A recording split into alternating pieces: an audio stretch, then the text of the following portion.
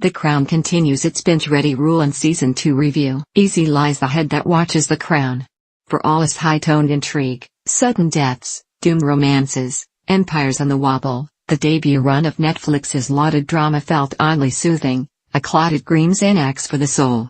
And the second season wastes no time plunging once more into the binge-ready breach. As the first episode opens, a storm rages in Lisbon, and inside the Mountbatten-Windsor marriage. The union between young Queen Elizabeth, Claire Foy, and her reluctant consort Philip, Matt Smith, has reached a breaking point after his 5 months abroad, a trip meant as much to tamp down his growing rebellion as to serve ceremonial duty. Though the Duke may have taken his directive to go out into the world too loosely, rumors of infidelities abroad have landed back at Buckingham Palace with a thud.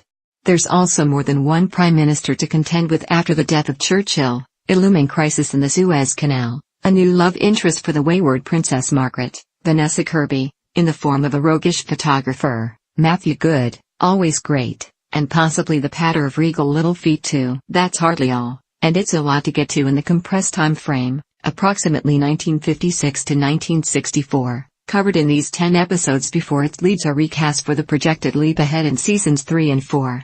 At least one crucial part has already been settled. Some bits, not surprisingly, translate more strongly than others. Philip's international furlough breathes literal fresh air into the chintz-lined confines of the show, though it doesn't mistake his small rebellions for a mere high-seas bachelor party. As powerless as he feels, this is a man whose choices have real lasting consequences for the Commonwealth, something he clearly wants to forget but never quite can, especially when a pretty but ruthless Australian journalist challenges him to confront it. We also get much more of his childhood in flashbacks threaded across several storylines.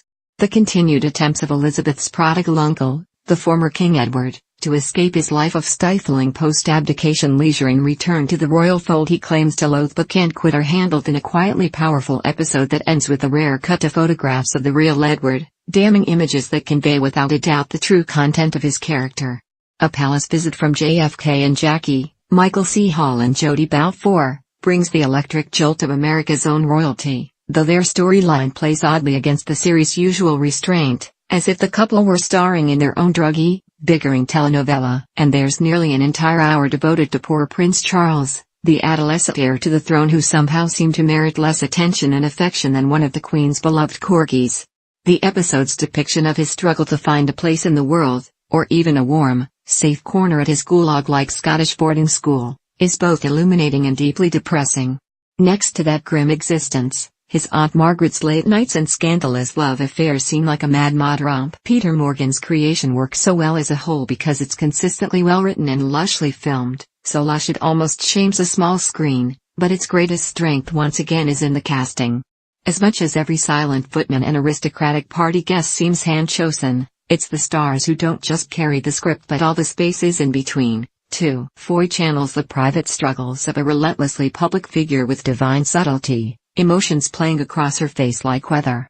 She's both fierce and vulnerable, a mother and a daughter and a wife and a sovereign constantly renegotiating the shifting, tricky borders between her often thankless roles.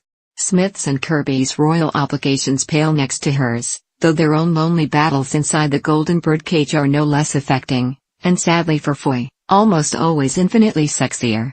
None of them could leave if they wanted to, but watching them make history is its own great escape.